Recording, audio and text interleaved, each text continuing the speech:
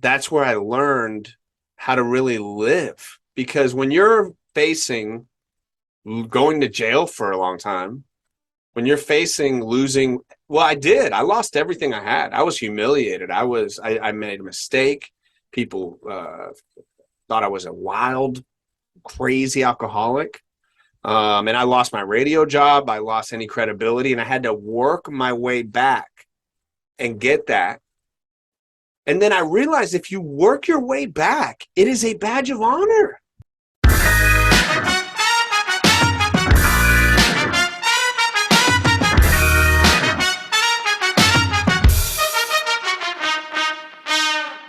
Welcome to the Funny in Failure podcast, a podcast that celebrates failure and shines the light on the emotional side of comedy, with yours truly, Michael Kahan.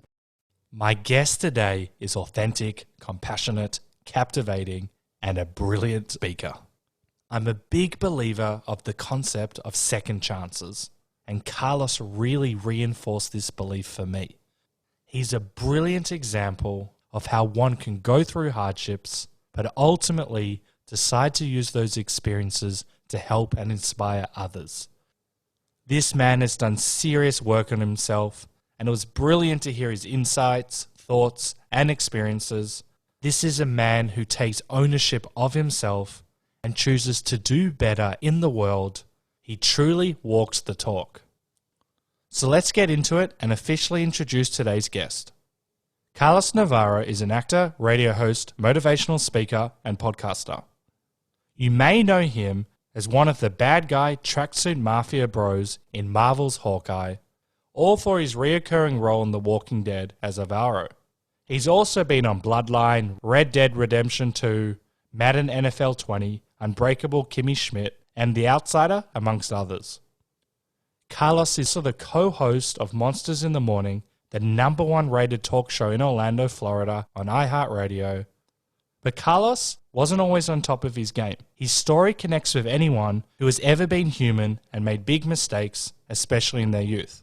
He's experienced the highest of highs and the lowest of lows throughout his life and career. He's been penniless, jobless, self-destructive, and has partied hard. But Carlos turned it all around by self-motivating, doing the work on himself to be a better human, and digging deeper spiritually. Carlos's motto is to the top, and it's paid off with acting gigs for Disney+, Netflix, HBO, and AMC, plus a 20-plus year radio career. His most gratifying project yet is happening on a new stage, as a personal development mentor, coach, and founder of The Passion Project, a masterclass on how to pursue and realize one's dreams and goals. For more info, check it out in the episode notes below. So as you can imagine, we dive deep and we cover a lot, such as rolling with the punches, second chances, anger and alcoholism, bankruptcy, confidence, affirmations, working on The Walking Dead and Hawkeye, victim mentality, and taking ownership. Before we get into this chat, in case you aren't aware, the videos are now available on YouTube under Michael Kahan. That's Kahan with a K, unless you're listening to it already. I find it adds a new element and dynamic to these chats. I'll still be posting snippets of these chats on Instagram under Funny in Failure, so check them out if you want to stay in the loop for upcoming episodes, or you want to ask a guest a question. I'd also love it if you would share the podcast or share your takeaways from the chat. It really motivates me, helps the podcast grow, and ensures I can lock in amazing guests like this one. And just as a final reminder, the podcast comes out every Monday at 5 p.m. Australian Eastern Standard Time, with the video to follow the following day. Anyway, sit back, relax, and enjoy today's epic episode. That's just more in case I forget, because I have forgotten once, and I hope you've never forgotten, because that is actually...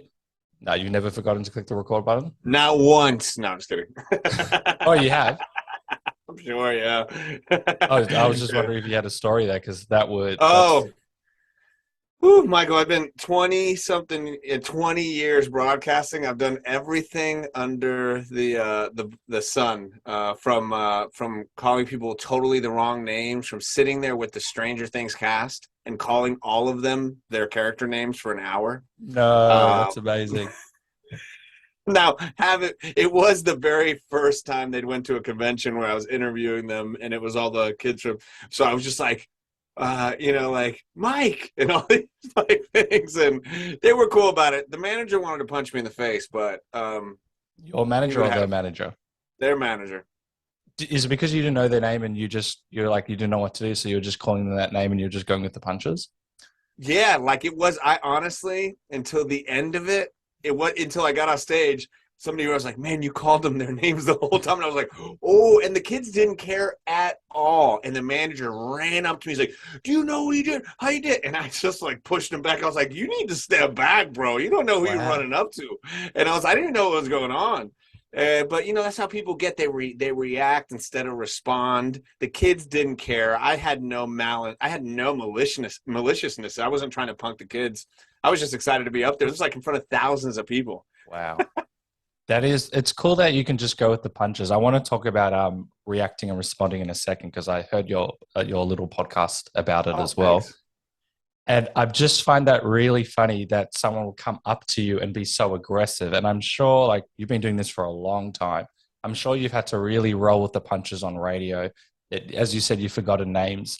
Is it just automatic for you? Do you care? Does it impact you? Or you just keep on going? Oh, I just keep going. I used to I've seen it all. I've seen people that used to get so upset they messed up one thing, if they didn't hit the brake, if they didn't do this, and they would throw stuff. And I realized for myself, I used to think that showed power. I used to think that we used to be like, oh, this is how you do it. And then as I've gotten older, I realized, oh, that's a weakness. You can't control. You don't have the ability to roll with the punches. And this whole gig is rolling with the punches. So if you have issues with little slight things that ultimately don't matter, usually the mess up and the response to the mess up is much bigger than the actual mess up. Agreed. And so I tend to roll with it in good nature. I come prepared. I come ready to go. If I mess up, if I feel like, oh, I didn't do my job, then I'll call myself on it. But most of the time it's like, oh, I was messed up. The Stranger Things one, they were protecting their clients. They're brand new. This is like when the world found out about Stranger Things, okay? And then 2 weeks later, they're at this convention, and this guy's on stage messing up their names, right? Not a big deal. It's all part of the game. But yes. It is interesting, though, because especially, let's talk about radio. I know you do acting, and we've introduced you off air. But radio, for example, it's live. You have to think quickly. You can be very well prepared, but things are coming to you very quickly. You might say things that necessarily haven't been thought out. How are you with letting go in that regard? Like, you might say something that you might view as stupid, or you're like, oh, why did I say that? You just keep on rolling with the punches. Has it been an easy? Is that easy for you now? It is something that I've thought about a lot, because being on the air, on FCC regulated air, meaning that I've had to follow a certain set of rules, unlike a podcast, right, where I can say whatever the fuck I want. On the radio, you can't say fuck. You can't say, I take my finger and shove it up your ass. You can't say that. Now, I want to say that, Michael, because it's fun to say. Agree. But I have to restrain myself and think of something more ridiculous, like, say, throw a hot dog down a hallway. It'd be something funnier, right? Yeah. And so what I think it's done, honestly, it's refined my skill. And I feel like, especially now, doing a lot of podcasts and in front of the camera, I did 5 hours of radio every day. It's all improv, and it's from 6 to 11 a.m. We took Howard Stern's spot when he got kicked off the FCC. So think of the type of radio it is. We literally had his, and my strength is Robin Williams style comedy, second character. Blah, blah. So I had fucked up royally and said shit that I'm like, oh my God, I can't believe I said that. In my past, as I've gotten older, it's rare, but then it's honestly, Michael, it's when I've gotten so emotional about something political. It's something about just, I think somebody's been wronged, and and I go back, and it just, the emotional stuff doesn't age well. Like, if you're mad, you know what I'm saying? Like, you look back and you're like, yeah, I shouldn't have said that, Yeah. That's a very, very cool perspective. And you also mentioned how refined your craft, because you're getting these real flying hours. 5 hours of radio, that's crazy. I don't think I know anyone that's done that much. I've interviewed and spoken to a lot of people. I can see you smiling, so that's awesome. But to get up there and you just see that as a way that you've improved. That's really awesome. And, it could scare people that if you're making like mistakes now, or you might not come up with confidence to do the radio, because 5 hours is a long time. Even half an hour could be a long time. So have you always been quite a confident person, or is it something that you've had to kind of like work on? Well, I've been pumped full of confidence as a young child from my Cuban mother, who was like, "You're going to be a superstar, baby. Nobody's better than you," right? She had her own personal problems that had her issues, but I was pumped with a lot of confidence. Unfortunately, and I've really thought about this a lot, Michael, recently, because I have an 11-year-old daughter. Oh, nice. And I thought about myself at 11 years old, not very confident, very insecure. And I think because I'm a super confident guy now, I think I've always kind of been like that, and that is not the case. And what triggered it, and I'm sure maybe you remember this stuff too, is my daughter had a test, a PACER test, right, where they kind of measure you where you're at in 6th grade, second weekend, and she crushed it. She's a softball girl. She's a confident. Cool. And I looked at her and I was like, you understand, you're way more confident at your age than I was at mine. I was insecure. I was worried about what people thought about me. I smelled like cigarette smoke because my mom smoked. I had all these things. I was Cuban, Peruvian, so Spanish was my first language. There was a lot of things. And then as I got older, and then I realized, I have a special kind of talent, and I worked on it, then I really grew into myself and my confidence. That is awesome to hear, and congratulations to your daughter as well. I'm sure you've instilled that as well. Thanks. It's also really interesting from the talent side, because as a kid, it's very easy to be deterred if we feel like we're an outsider, or there's certain things where we don't feel like we can be confident. But you somehow recognized you had a talent and you still decided to work on it. So I know if I'm a kid, or I've seen other friends, but we want to do something, but someone might laugh at us. And we're like, that's it, we're not doing it. But you still went forward. Did you just know deep inside that you had to do this? Or did it feel like something so passionate inside you? Can you explain that to me? It's really interesting. I had this deep desire, Michael, watching Steven Spielberg films at a young age. I don't know why.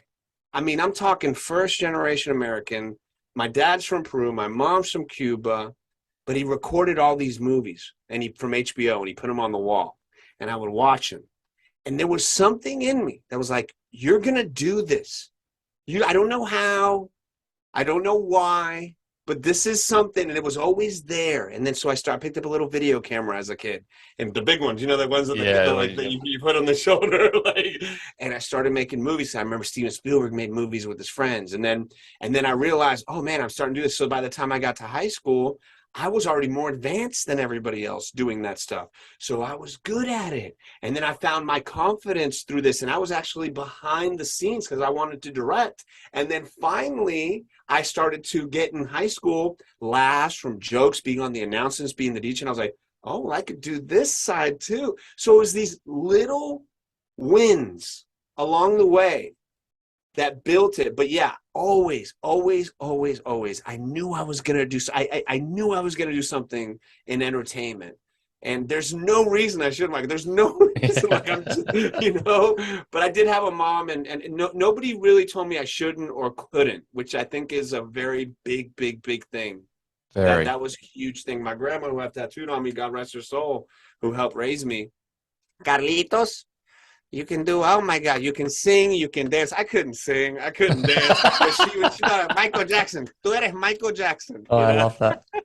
How nice is it when we have these role models that can kind of tap us on the back? And I heard you speaking elsewhere where it's just someone giving you a little bit of affirmation, or what's the word? It does respect, saying that you can actually do this, actually pushes us or pulls us in a really strong direction, because we don't often have that in our life where someone just goes, you're actually good at this. And it just takes that little word that can change our entire life.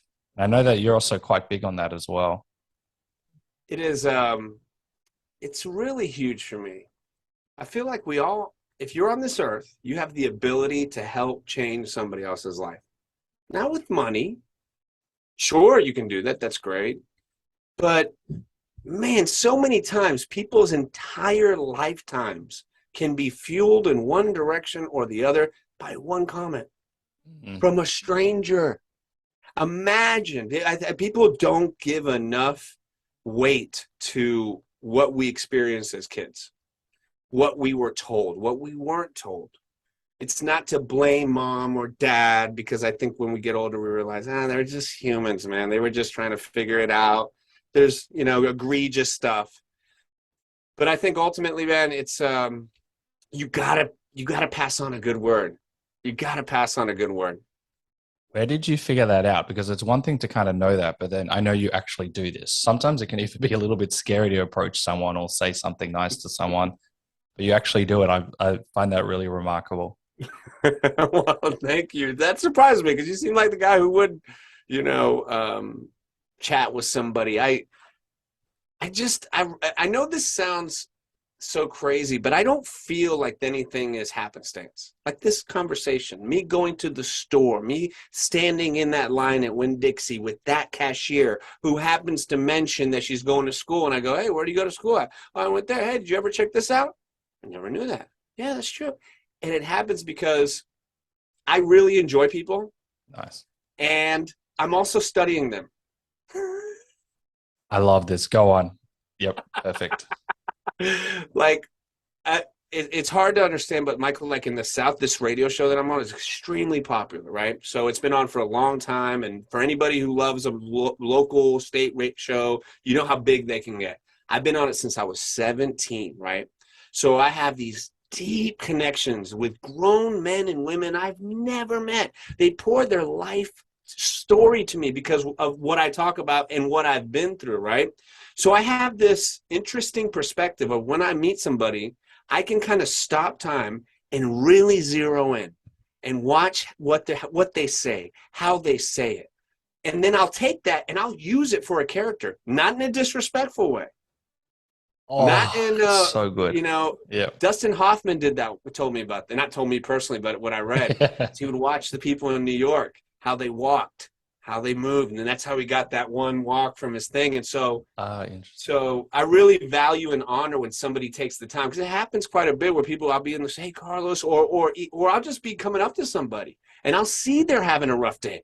I'll see they're, and I'll come up and hey, what's up, banana peel? They're like, whoa, like, I got you. Like, oh man, Oh, that's so great. You really like. We'll get into some of the work that you do in a little bit, but it is really awesome that when you actually, you speak the words. Sorry, you don't only just speak the words, you actually act on the words. And even from the analyzing side, I do something similar, and I write it for my characters. And I've written many scripts. Yeah, exactly. And one of my scripts is purely just from watching my friends and family. And I'm like, it's just so much fun. It's just so interesting. You must love David Sedaris then, right? Yes, but I don't know too much of the work. But it's like from check his stuff out. You would love it if you are that observational type of character. Sedaris, check him out, and his masterclass is fantastic. People are greater than any work of art you could ever imagine. Agreed. A stranger will tell you their life story, Michael. They won't tell their best friend. They'll tell you the deepest, darkest secret in an elevator that they won't tell their closest ally. You ever think about that? You ever like, why am I telling this? What's your perspective on that? Why do you think people do that? Oh, it's a release. I think we all need a release. And we talked earlier before about that we all are asking for permission. I really feel we all are those who feel they all have it figured out, and they don't want to talk about finance, they don't want to talk about relationship, they don't want to talk about mental health, they don't want to talk about careers. No, you're bullshitting. We're all going through it. We're all trying to figure it out, and we can help each other, but usually it's us in our own minds that get in our own way. Agreed. And so you've obviously done a significant amount of work on yourself, and I want to build up to this because you have a remarkable story. But I think this is a really interesting story of how you kind of like built yourself. And, we've talked about your talent and how you've been doing this for a long time. You've been honoring yourself. I want you to tell me about this internship that you got when you were 17, because I heard you say that you wrote in the I think you applied for a different role, but they said you're too young. And then, yeah, that is You're amazing. good, man. You're good. Thank you. I appreciate it. And then I don't know if you got rejected. I said you're too young. And then you'll do anything. You'll even mop the floor. And I'm like, wow, this man knows what he's doing. Please tell me about that story. Oh, Michael, man, dude, that really just brought me back because I was fresh out of high school. That's all true. That's 100% true. And I was fresh out of high school. My birthday's in December, so I graduated at 17. The 17-year-old kid, zero direction. Oh, interesting. Like zero direction. Like I wanted to go to an art institute, didn't get in from grades, barely passed high school, not because I was a bad student, just was interested in other stuff. And I got in some trouble. I'll be honest. I got in some trouble. I got arrested and different stuff like that. So I was, so anyway, I'm like, but I was really good at TV production and I was really good at being in front of the camera. And I knew that's what I wanted to do. And so my mom goes, hey, listen, they're hiring at the radio station. They're looking for TV production experience. I'm like, I didn't know anything. So I roll up there. I'm like, hey, how you doing? I'm like, I just had submitted an application for Pizza Hut and got turned down. Okay. So interesting. So I was very highly qualified for the position, right? Yep. So I walk up and I'm like, yeah, they're hiring. Yeah, it's like, no, that position's been filled, but they're looking for interns. I was like, yeah, what do you do? And they're like, yeah, you just have to do some stuff. I'm like, yeah, sure. And I grabbed it and I wrote it. What's your experience? High school, TV production. And I wrote, yeah. And I always thought my dad always did have some Tony Robbins stuff around. And you always wanted to say like, yeah, I'll do anything. You know, and so I was like, yeah, you know what? I'll even mop the floors. And then when I luckily got a call back from production, that's what he remembered was that little comment of, and his name was Dave Green. And I still see Dave Green to this day. And he's still the voiceover guy for all of Florida. And he loves me. And he's like, Carlos, do you remember when you were my intern? You weren't a very good intern. I wasn't. I was bad at filing. I ran off all the time. Oh, amazing. But you were really good on that radio. Okay, there's a lot there. Happened, yeah, you have a fantastic voice. But it's also really interesting as a 17-year-old, you know, you've done TV production. As a young male, you know, we've spoken about some of the trouble and we'll get into it in a bit. You could have a bit of an ego and say, this is beneath me, or use some of those negative words. But no, you said even mop the floor, which I think is very crucial. And that's what they remembered. It's the small things that people remember. So you just tell me what you're thinking when you wrote that you'd mop the floor, because that really speaks volumes of a young person, regardless of what you were going through at the time. Well, thanks, Michael. I didn't really thought about it because it's always kind of been my attitude. I think that's why I was able to get, especially in acting, where I've gotten to, because you really have to have the mop the floor attitude. And I know for me, I never saw anything beneath me until I feel I reached a level that my time wasn't worth what maybe the pay was, maybe the time away from my family. That's where I'm at now. I don't think anything, I'll do a commercial. Hey, you want to pay me for a commercial? It's a cool commercial. I'm doing something. Hey, I'm in. But I think if you have any type of attitude like that, you're not going to do well, because there's something so humbling about the acting industry. Mm-hmm. Any entertainment industry, really, as you know. You get super excited about things. My best work yet. No, the world is going to change. What, 5 people watch this? Oh, great. Okay. You know, like, and so I think I've thought about this a lot. Why do we genuflect? Why do we love our celebrities so much? Why do we, when somebody makes it, we just, even though we just, oh, what is it? I think internally we know what it takes to get there. Mm-hmm. I think we know, even though if you're in the industry or not, you know, it's a 1 in a million. It's a 1 in a million chance to be on a motherfucking Hawkeye Marvel studio, like Walking Dead, to name a few as well. You see what I'm saying? Like, so if you're not willing to mop the floor, why would the universe repay you? Yeah, I'm sure they do. I'm sure God, Buddha, Mohammed, whoever you would like in this wonderful world. But the fact of the matter is, I haven't found that. The high levels of successful people that I've met, man, I haven't found one that I'm like, how did this asshole make it? You know, I've really been like, oh, wow. Man, I get it. I get it. They work hard. They're kind. I'm not saying every person I know they're full, but man, the actors that work it, the people that I reach at this high level that I look at and they're like, they have their shit together, are super tough, super kind, super thoughtful. For example, my bros here, these guys, one's from Poland, one's from Canada, and then there's me from Florida. Okay. And we all are similar people because we got our dicks kicked in the dirt because we get no, so much rejection. No. That's really, I agree. I think at some level, you're right. Everyone does know how hard it is to make it in the industry.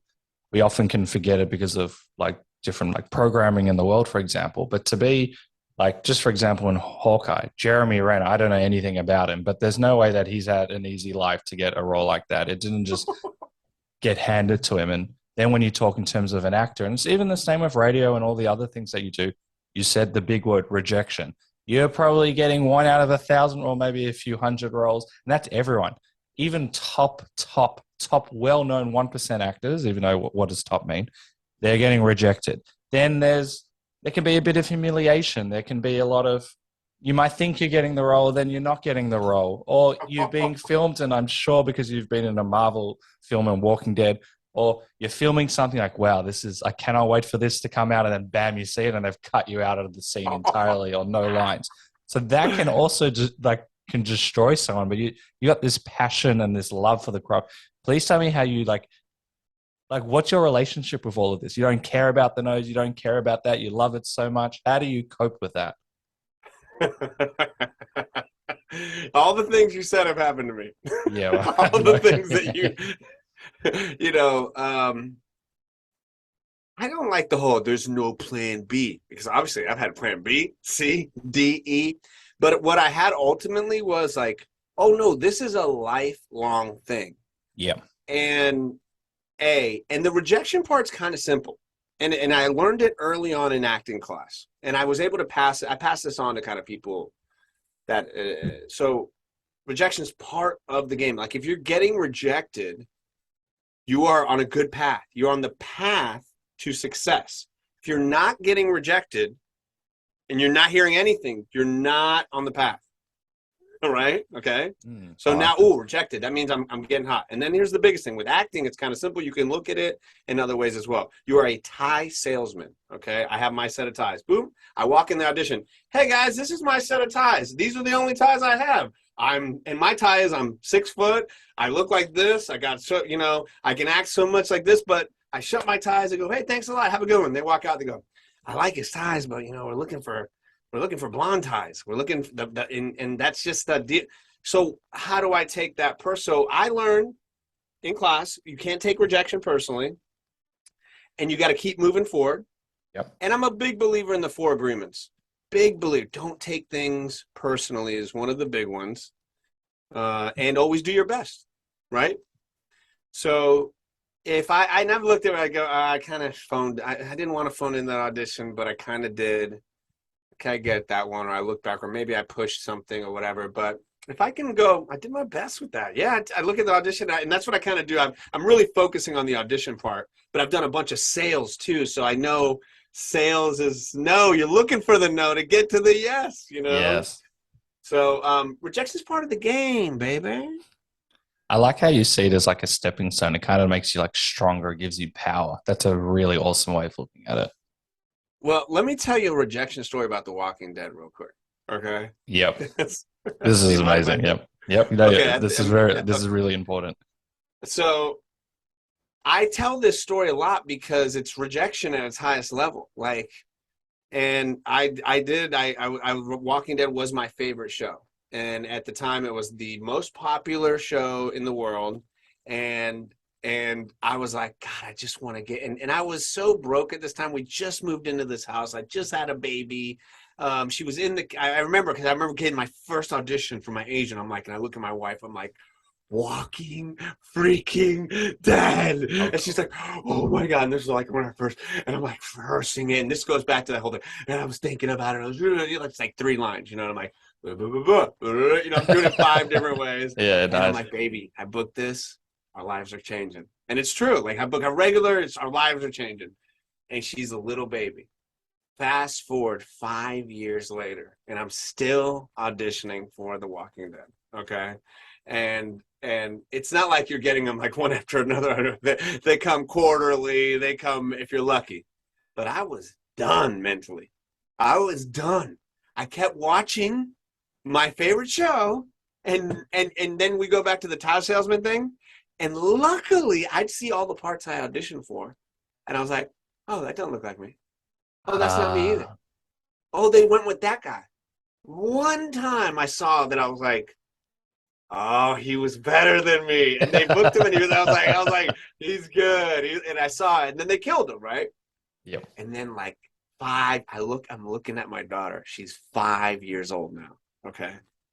And I get this out of the blue email from the executive producer of The Walking Dead that says, hey, Carlos, would love for you to audition. Scott Gimple. And I'm like, what? Long story short, they had been waiting for me for 5 freaking years. And if I would have quit, I would have never had it. They were waiting for me. And I know this because I met Scott Gimple at the premiere party, and I thought he didn't even know my name from Adam, right? The whole big producer guy, I walk up to him, and I'm literally walking up to him like, I want to go. I was like, how you doing, sir? My name is Carlos. And I walk up to him and I go, hey, how you doing, sir? My name is good. He goes, who dares trespass on the sovereign nation of the kingdom? He starts reciting my lines. Oh, I'm brilliant. like, what the hell? And he goes, Carlos, thank you for what you did. We were waiting for the perfect role for the whole time. And I'm like, what do you mean? He goes, no, I mean, we just saw you the whole time and we were waiting. And that's why we named him Alvaro after Navarro. I was that close, Mike, the whole time, that close. And if you would have asked me, I'm face, for those on the podcast, my hand is to my big nose and I'm right up to it because you don't know how close you are to success. Brilliant. I think that's the most brilliant story. And how nice is it that they were like waiting for you? Because there's a lot of cast, there's a lot of people knowing your name. Huge credit to you. It might not sound like a big deal, but The Walking Dead is a beast of a production. Wow. And also, this is your favorite show. You could just give up, but I think you auditioned over 10 times and you just kept on going and you didn't know that they were looking out for you. What kept on, like it could really like play games mentally as you alluded to. It could also impact your confidence outside of acting for Walking Dead as well. Why did you continue? It always comes back to this. Oh man, because I there'd been plenty that I kept going and then the show ended and I never booked it. And I had auditioned for them 5, 6 times. But this was my favorite show. And this is the one I wrote my affirmations down. This is the one that I would write and I would say, I am going to be on The Walking Dead. I am on The Walking Dead. Everything, if you would ask me, I would have said, no, actually, you're not, Carlos, because they don't like you because they keep seeing you and basically saying, see ya. But it was reversed. There was nobody saying that. Now, here's the other thing, Michael. It wasn't like I got feedback. They weren't like after everyone like, hey, I love this one, but if you could just bring this down. No, it was the little nothing. So in my mind, I'm just like, nothing. But I wasn't going to give up on that. And I'm so glad I didn't. It ended up being a life-changing role. It ended up being more than I could have expected. Obviously, everybody wants to lead a show. Everybody wants that. But what I was, a lot of people have been on The Walking Dead, but I got to be a part of this Kingdom group that people remember and they love. And I got to shoot 10 episodes and 2 seasons. And just, it was a dream come true. Amazing. That's really amazing. And it shows like hard work pays off. And also, Thanks. Can you tell me also about the affirmations? This is a very interesting topic for me. What got you into affirmations and do you apply it a lot or is it more specific to like acting or? It is part of my daily practice. Nice. It's something I wholeheartedly believe in. In fact, when I talk and coach with people and the first thing I ask is, have you written this out yet? Because everybody practices affirmations. It's just, and they all work out. Even the people who say, I don't believe in affirmations. Well, guess what? That's an affirmation. So the fact is, we all believe in them, whether we know it or not. And I've been doing it for over a decade. And I have a stack of notebooks, Michael, just huge, of affirmations that literally say, I will be on The Walking Dead. That literally say, I will be playing a character people love on a Marvel movie show.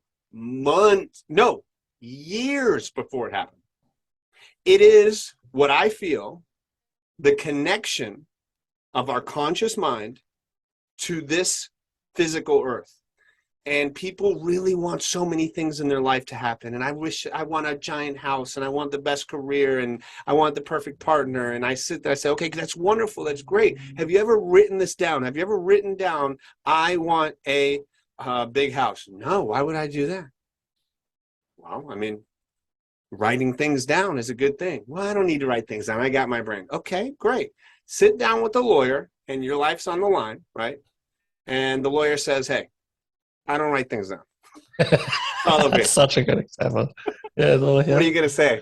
Well, guess what? It's your life. It's your life. It's similar like when a waiter comes and there's like 10 of us. I'm like, please write it down, please. You're not going to get this right. That is a great example. And it's really interesting with affirmations, and we'll get into like a bit of your daily practice as well, that we kind of live in like a pill culture where we want things to happen like that. But you're talking about it took like 5-10 years or whatever, but you just kept on going at it. And that's why I brought up like when you're 17 years old, or we spoke about you auditioning for 10 plus times. It's because the universe, or whatever you want to say, might have different plans for us, and we want things very quickly. But if you work at it, which you're a perfect example of this, amazing things happen. It's just like in society, we're told we want things like that, but that doesn't really happen like that, does it? Sure does, and I wasn't ready for it. I was not ready for it. Like, if I would have been given those things, I would have royally fucked them up. I was drinking back then. I didn't have the rituals that I do now. My mindset wasn't right. My radio situation wasn't right. My family wasn't right. Like, I look back now and I'm like, oh my God, if I would have got it then, it would have been poof, a little flash in the pan. Or maybe I booked that one that I just talked about as baby, and that's a one episode on Walking Dead. Poof, gone. You know, and so I am a firm believer in things do happen the way that they are supposed to. That doesn't mean that we are 100% Jesus take the wheel. I feel like we can inch it this way and inch it that way. Yeah, free will. But there's no doubt that that I would have screwed up those things just where I was, and they happened at the right time. I think that's really important. I'll give an example with me. The first thing I'd written, I was writing about all of my friends. Yes, it's still funny. I didn't know anything about story structure. I didn't know how to write. It was purely just jokes. You can't write a script if it's just jokes. Right. You know how it is. I don't need to tell you this. And I was very lucky. I got a meeting with a lady that's pretty much like the connection to Netflix. And I don't know why she took the meeting. It was very kind of her. Maybe because it was so bad and she wanted to give me advice. And she just said, like, you're not going to get it. And she just gave me some general advice, like, you need to be doing this for like 10 years. And at the time I was pissed off. And now I look at it, I'm like, wow, that was a gift. She didn't need to do that. But also, if let's just say she did buy it for whatever reason, it wouldn't have gotten made. It would have been so bad. I wasn't ready. We're ready. And so I think this is also credit to you and the work that you put in. Like, you've alluded to this. You got into trouble with the law a few times. You had a drinking issue, and you've really put in the hard work to really appreciate what's going on now. Can you tell me a little bit about that side of you and how and why you decided to kind of push yourself in a more positive direction? I have an energy about me.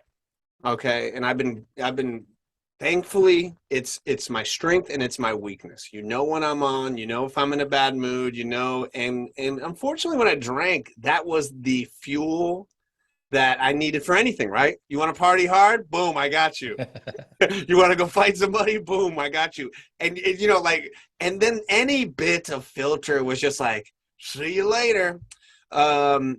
And it stemmed a lot from my growing up, unfortunately. My mother and my whole history of it. So it was a very deep-rooted, heavy thing that I had in my life that I thought everybody had. I really thought everybody grew up with a very kind of bad alcoholic addicted mom. I really thought everybody grew up with fighting. And then you get older and you're like, oh shit, that is not how people grew up, you know? So I was given a couple extra chances, I think, because I was never malicious. I was never, I just kind of fucked up. And then, you know, I just think, you know, for me personally, that's where I learned how to really live. Because when you're facing going to jail for a long time, when you're facing losing, well, I lost everything I had. I was humiliated. I made a mistake. People thought I was a wild, crazy alcoholic. And I lost my radio job. I lost any credibility, and I had to work my way back and get that. And then I realized if you work your way back, it is a badge of honor.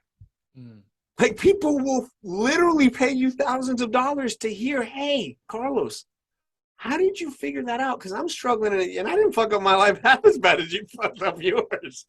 Wow, and if you can get over that hump, Michael, if you can get over that hill, if you can just get over it, it is downhill. But so many people don't. And they keep looking up, and it's easier to say, hey, my family's alcoholics. Hey, it's easier for me to say, you know what? I don't have a dad or a mom. It's just me. My grandma raised me. I don't give a shit. That would be very easy for me to say. Yep. But I didn't. I raised my standard in life, and thankfully it worked out. I think that's I've never heard it quite like that, to hear that people will pay you thousands of dollars. And it's true. People love an underdog story. People love hearing these stories because at some level, we've all going through very similar things.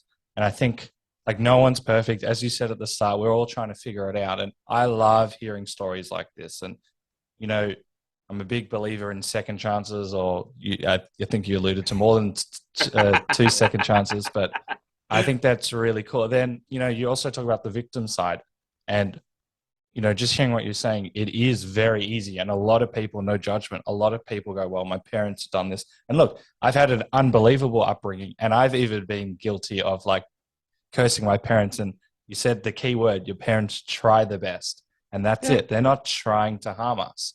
And so you could just fall into that. I just find it very, like, remarkable in a sense that not only did you decide to work on it, but you really kicked down that door and you pushed it, and now you want to help others, and now you're pursuing and achieving your dreams.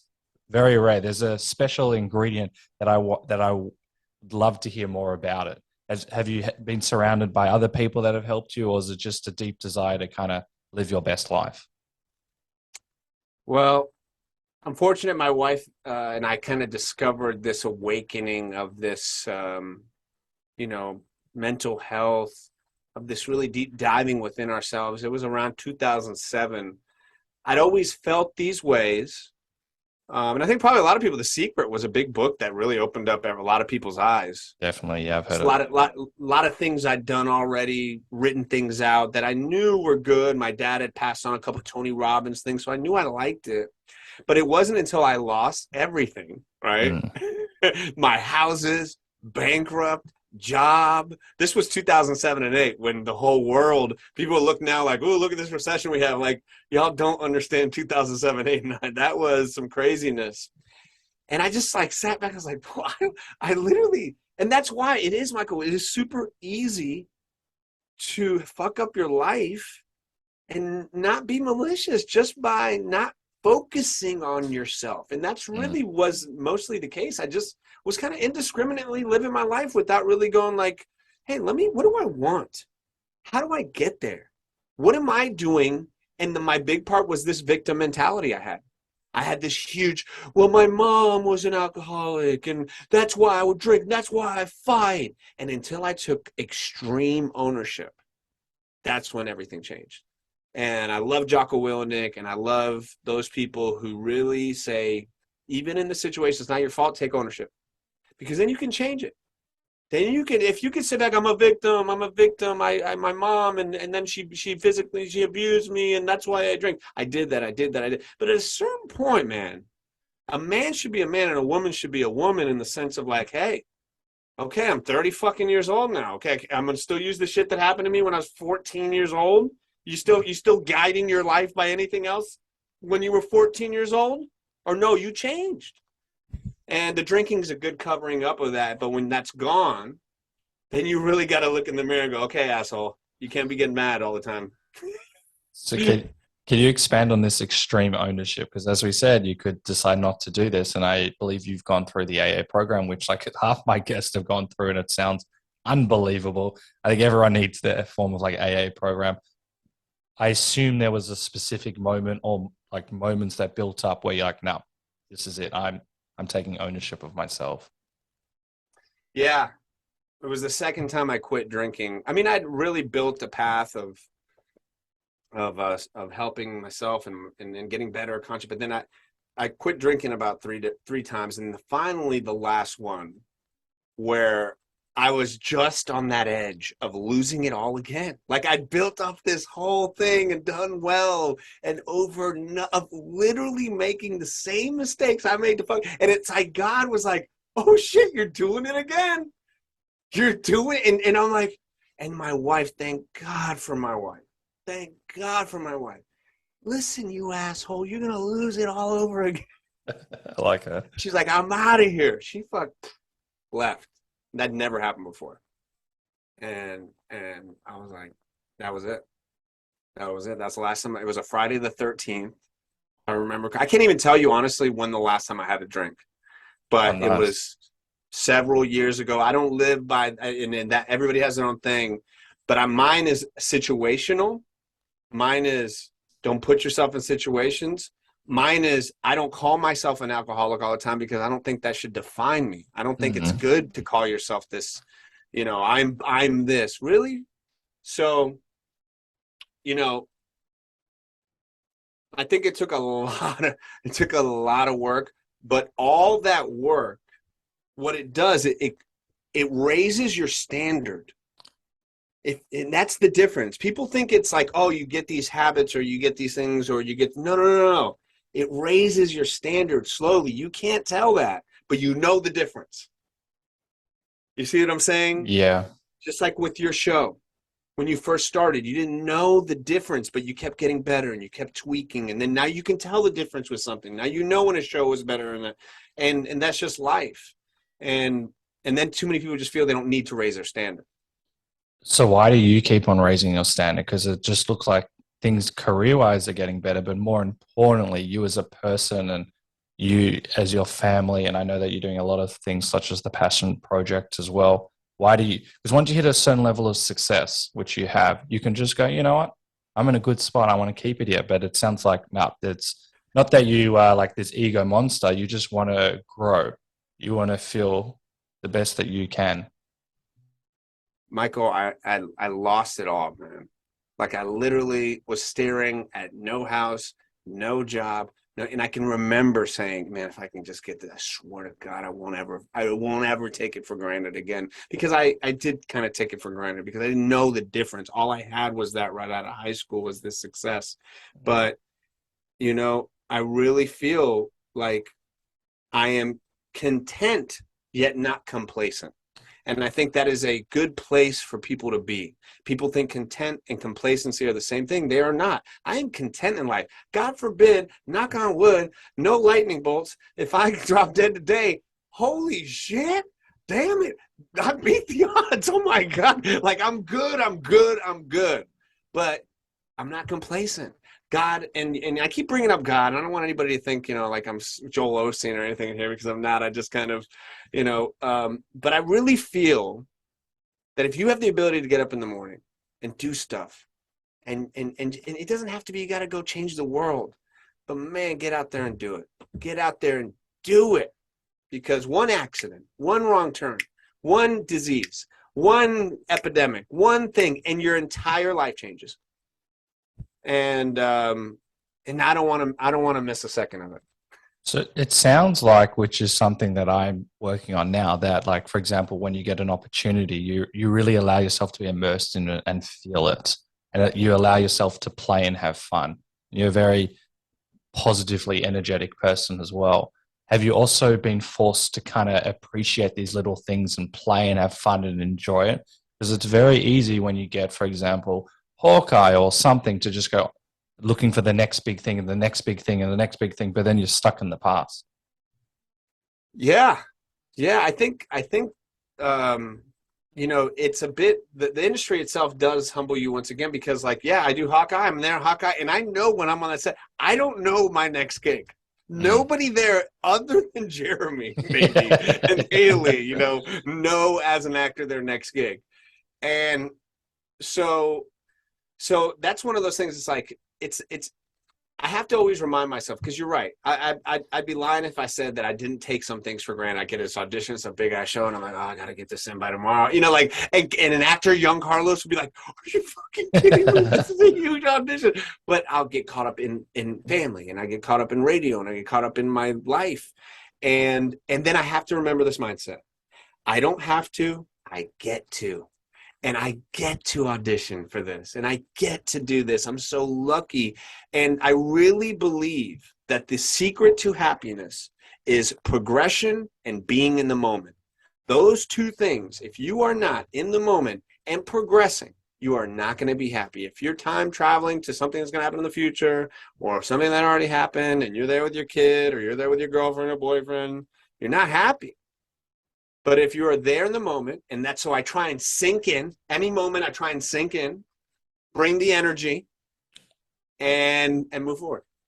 So you're able to really like catch yourself and be like, you know what, I'm here in my present time in your own way. Very cool. And I found this quote of yours, which I love. And you said, excuse me, your mindset is everything. Happiness is a mindset. And I was like, this man knows what he's talking about. Expand on this, because you're not just saying words. Like you've done some training, you've obviously done AA program, but you've done external things. Mindset to me is the most important thing, because it's really how we see the world. How did you get there? How did you reach this state of enlightenment? And please expand on it. Oh man, I've been through some shitty ass times. Like, I've stared at a judge, and the judge is like, yeah, you're going to have a felony. You're going to go to jail for a little. Like, I've stared at the judge. And even while going through that, I looked back and I had people there that supported me. And even at this really horrible time, it was a mindset that I had. I'm going to be okay. I'm not, and if I could do it and that's what I always think of, peak pain point, right? Paramount, that's your whole life changes in one. That's what I think about. Not death, because that's supposed to happen. Not illness, that's supposed to happen. Self-inflicted pain, right? And I was still able to keep my composure and my happiness, because I had a mindset of help me out here, to the judge and to the lawyer. And they didn't give me a felony. And they didn't do that. And the judge said, I've never done this before, but you know what? Your attitude, nobody's ever. I pled to the judge, Michael. It wasn't even a case. And so my mind, I was like, wow, mindset is that possible? Because if I would have come in here like, he hurt me and I had to defend myself and all this shit. So I realized if I could do it at that point, I can do it at a lot of other points too. So it's like this grace. Could you expand on that? Because, for a judge to say something like that is not a small deal. That's like probably like you're really connecting and you're really like understanding where you're going. And the judge felt that as well. Well, I met with the best criminal attorney. It was a fight, by the way, for those listening. And I got in a horrible fight and beat somebody up pretty bad. And it was bad. And I got a really great attorney. His name was Kirk Connell. God rest his soul. He was a Southern attorney, and he always won. And he was very expensive. And he looks at my case as I give it to him, and he goes, oh, Carlos, you're fucked. He goes, this is open and shut.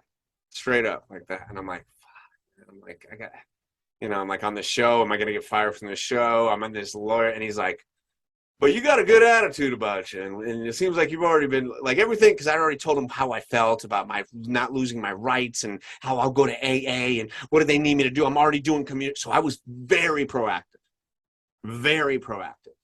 And nice. In a world where people aren't very proactive, they're more almost combative.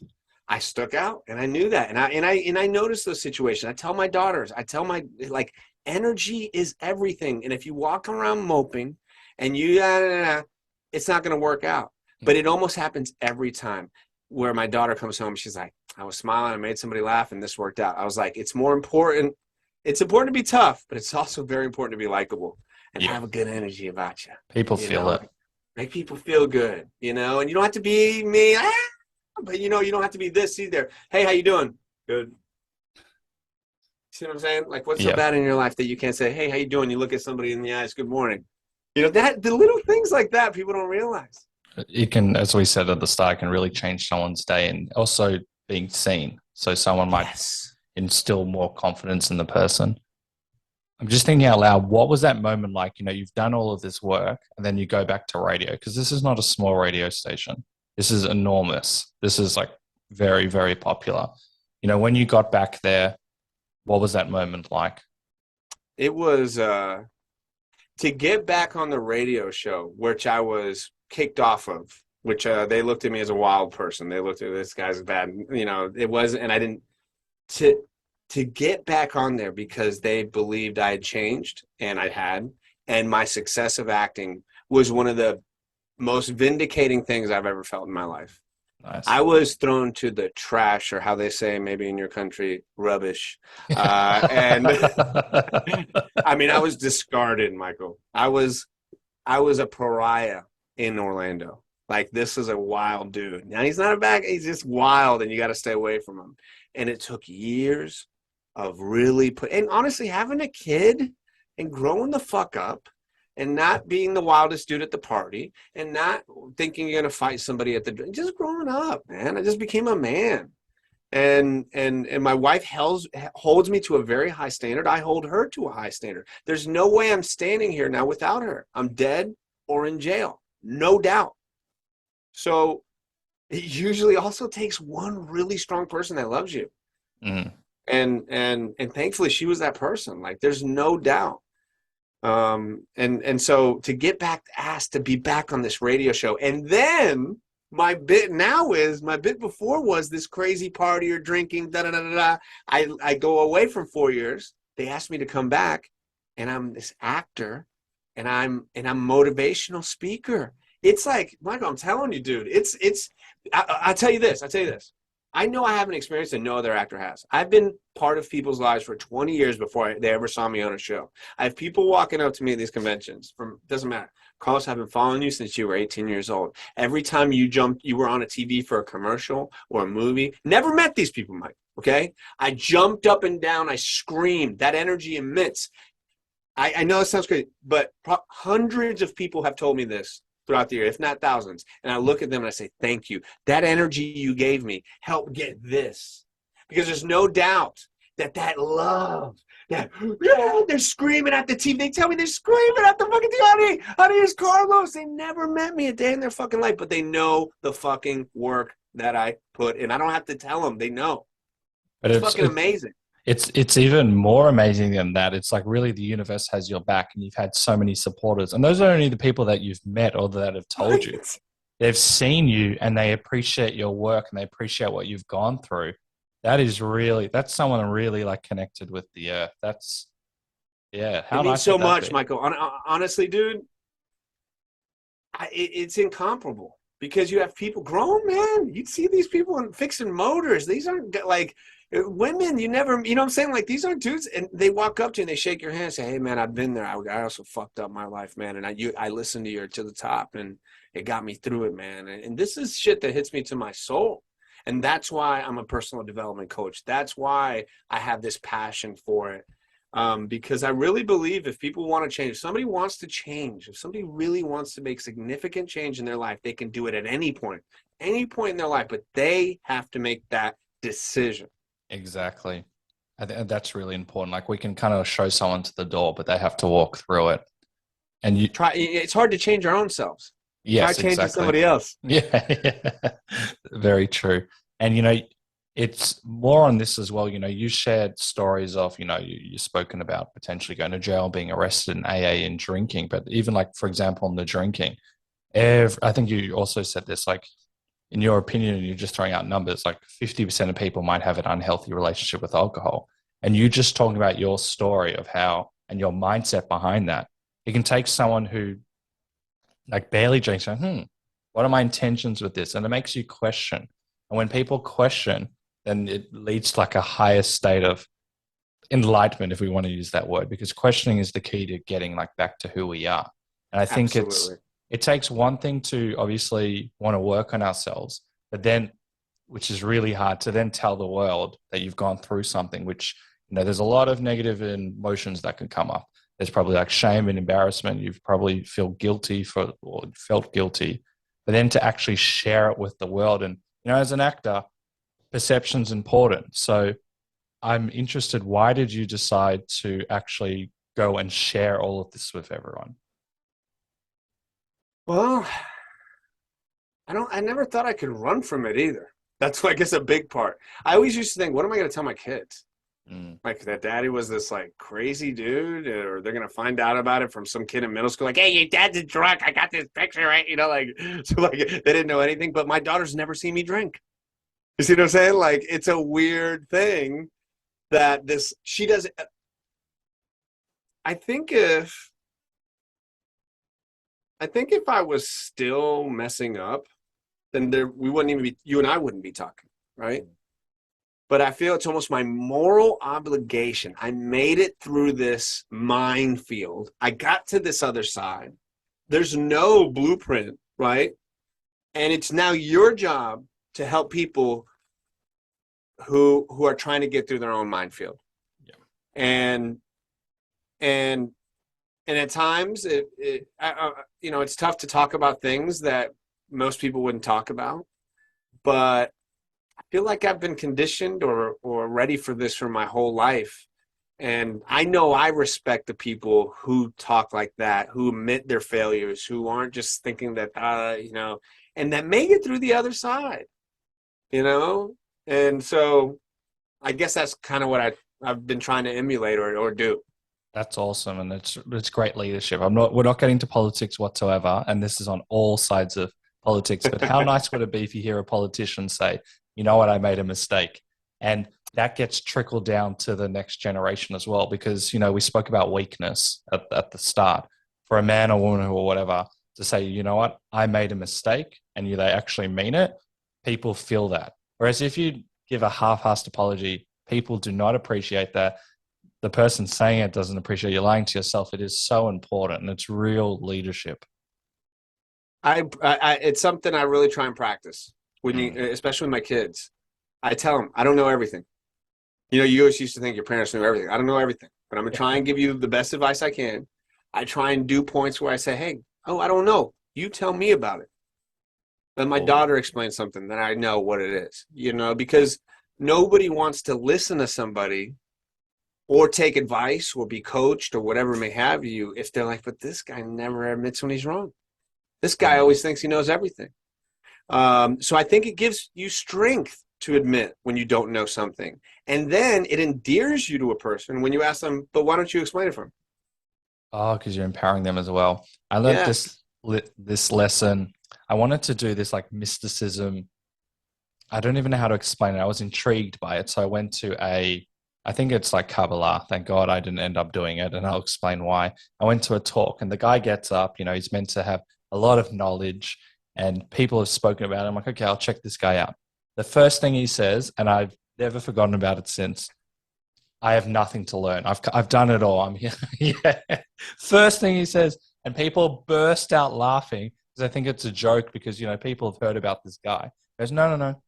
I've got nothing to learn. I'm just here to help you guys. But it was in such an arrogant way. And I'm like, why the hell would anyone want to learn from you, regardless if you actually have knowledge? I don't even know.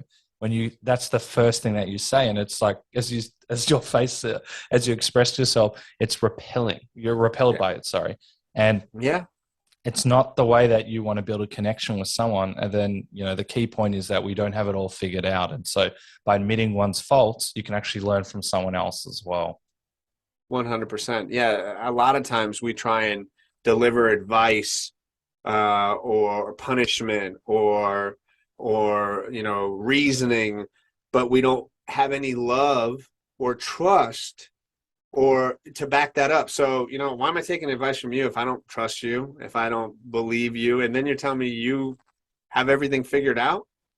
What? No, that's funny. There are and that's the thing when you get in personal development world, there's a bunch of people that you talk to and you're like, well, what have you actually done in life that allows you to help other people? And they're like, well, I took a class. And, so I don't apply the principles, but I did it.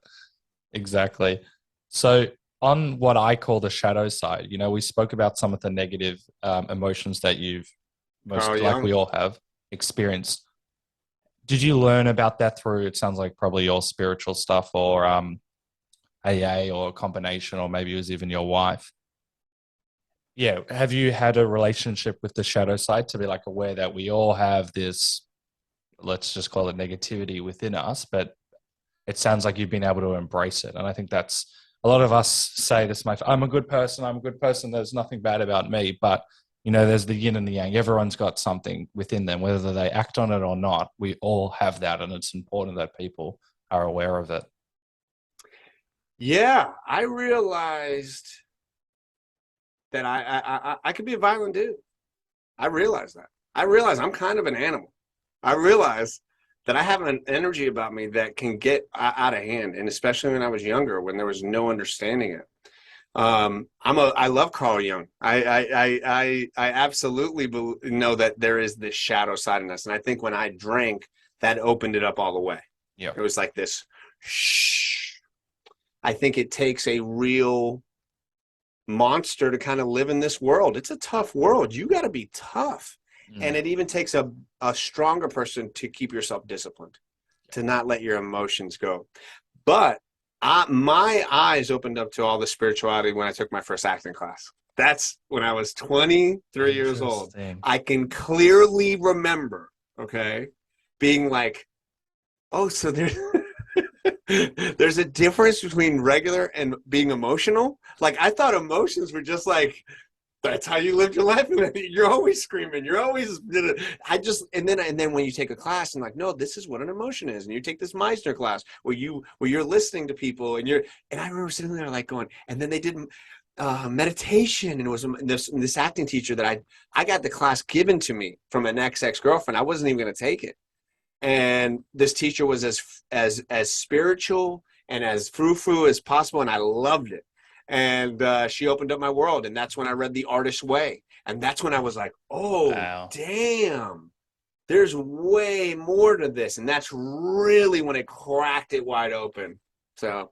Oh, that's amazing. A few people brought up The Artist's Way. I brought the book, but I just haven't been able to read it. So I'm adding that to the list. You better. I will. You heard it here. I can't lie now. And now you do the Passion Project. Can you tell me a bit about that? I'm sure it's about like your coaching and some of the lessons that you've learned and how you genuinely want to inspire and empower people as well. Yeah, I've been fortunate that a lot of people come up to me and ask me, hey, how'd you get in acting? I always wanted to act. Hey, I wanted to do a podcast. Hey, I want to do voices. I get it all the time. And then they say, yeah, but I had to get a job. I'm a trucker now. I say, hey, no problem. But they kind of look at me like there was something different about me that I was able to go like, no, I don't need these other things. No, I'm the same as you. I just had a deeper passion for it, right? And I acted on it. And the Passion Project is basically a way to really act on your passions and relieve anxiety and stress. The majority of anxiety and depression that people feel is all in their mind. Majority are not chemically imbalanced. And it's agree. Really, they are sad they didn't start the podcast. They're sad they didn't start that business. They're sad they're not a nail tech. They love being a nail tech. And they never even took one step. Or maybe they did. Maybe they took a step. Maybe they took 10 steps when they were 20 and they got crushed. They always had. And every day they think about it. And they're the accountant or they're the teacher. Or they love their job. I'm an accountant, Carlos. I love my job, but I want to be stand-up. Hey, no problem. Passion Project. Keep your 9 to 5. But you got to work on that other thing. And I'll show you how. Because that's what I basically was able to do. Is continue acting, continue voiceover, continue this while having to work at a Ritz Carlton while having to do this, while having it. And I think a lot of people think it's either or, and it doesn't have to be. Agreed. I think that's really important. And you said a key word, which is people like living in regret, like why they didn't start their podcast, for example. And I had this lady on this podcast. I brought it 100 times, so I know people have heard this, but I think it's that great that it's worthy of it. I had an international best-selling author, and she used to be a palliative care nurse in her previous life. And essentially, she interviewed everyone that knew that they were dying, and she asked them what their top regrets were. This is called She the wrote top. A book about this, right? Yeah. I've you've read this. it. Yeah. Oh, Yeah. amazing. Bronnie Ware. And the number one regret is I wish I'd lived the life that I wanted to live and not the life I thought others wanted me to live. And that's the number one. Like, she's probably interviewed 100 or thousands of people. And that living in regret can really, like I've lived in regret and I probably still do. I'm not even aware of it, but being aware of it and actually doing something about it is so important. Doing something like what you're doing can help people get out of that state, because fear is the strongest emotion in the world. And I guess like regret stems into fear as well. So it's very interesting. Yeah. Yeah. Yeah. That's one dream, one passion. Oh, I wanted to be an actor. I'll say acting because that's the one I get it a lot. I always wanted to be an actor, but I love being a real estate person. Well, have you ever done local theater? No. You don't have to be Tom Hanks for that passion to be fulfilled. And to that point, that book is fantastic. I read that book and I searched through it, and not one time did it say, I wish I worked for that Fortune 500 company extra 10 hours a week. Yeah. I wish I didn't take my vacation days a little bit more. Nowhere. It all is, I wish I would have acted on how I felt, on not cared about this mysterious they. What will they say that will stop you before you even take your first step? Yeah. It's crazy. It's mind-blowing. And just even hearing that it's okay, because there are people that, you challenge people in a positive way by saying, you can still do the theater. You don't need to be and I do improv, for example, and a lot of the people there are an inspiration to me. They don't necessarily want to be a professional improviser or stand-up, but they're doing it to play and have fun. And then they continue, pardon me, with their 9 to 5. I'm like, well, exactly. You don't need to earn money from it if you just want to play and have fun. Like, money doesn't need to necessarily be the goal. And I know that you're also inspiring people, encouraging people that they can if they want to, but it's also just about doing it.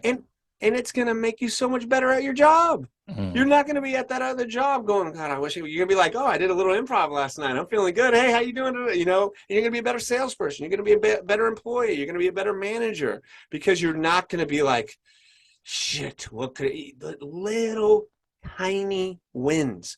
People don't understand. A tiny win. What's a win? Hey, I looked up an acting class. You don't even got to sign up for it, Joker. You can just look where it's at. That's a win. Boom. And then to the next day, you get this other little win. But that's what the Passion Project is, really helping to guide people to, living out what they should be. I think that's an amazing mission. And you would also feel inspired from that as well. What we're going to do now to wrap up the podcast is to do a really quick rapid fire segment. So the first thing that springs to mind, but you can take your time to think about it if you need. Nope, I'm doing rapid fire, Mike. I'm just going boom, boom, boom, boom, boom, boom, boom. What do you do for your mental health? Daily rituals. Such as? Daily rituals of, you want short ones or you want just whatever? Whatever, you're the boss. Okay, I daily rituals of affirmations, of going back to my notebook. My notebook is my everything.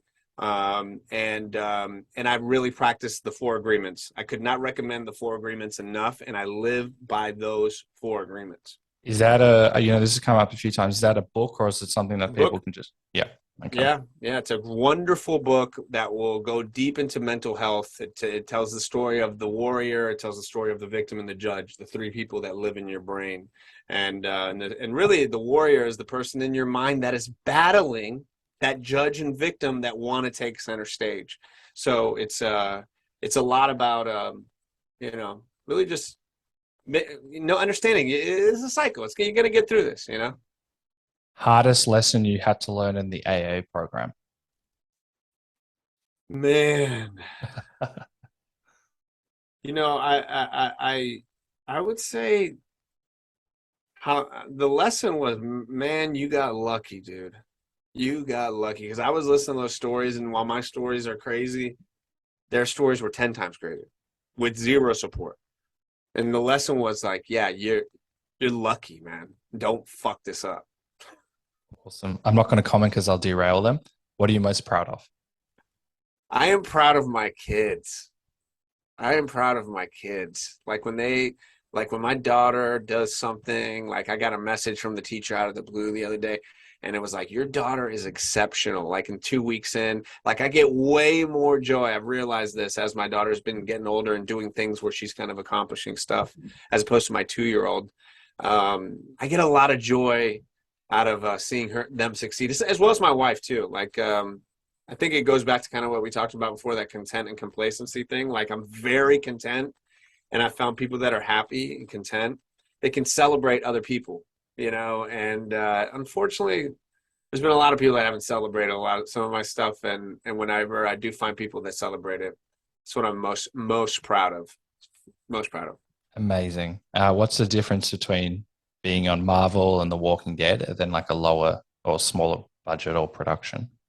Marvel they're both iconic the second you step on them, right? Like you're just looking around and you're like, oh my God, especially Walking Dead, because it was like the set always. Marvel obviously goes around, but Marvel has a much bigger budget. In fact, the word budget wasn't even a word. It was that much bigger. Walking Dead lived by the restraints of week to week shooting, and having to cut things. Marvel was like, we're doing this till we get this right. And so it was always, we go to some days and they wouldn't even shoot with us. We'd just be sitting there relaxing. But the biggest thing is zero improv in Walking Dead, all improv Marvel. You would shine. A lot of the Hawkeye stuff was improving, and Kevin Feige and all these people on set. And it was just very loose. And not to say Walking Dead didn't have its fun moments, but it was definitely a different tone. Very cool. Any advice you want to give people who want to try something different or new, but perhaps are a bit fearful of doing so? Yeah. Start small. Start real small. Write out your plan and be specific, and start it from walking out the door to winning the Oscar if you're wanting to do acting. But if you do not plan, it will not happen. It will just be a dream. Turn it into a goal. And what's your next big dream or goal? I don't know why, but I was thinking of writing a New York Times bestseller.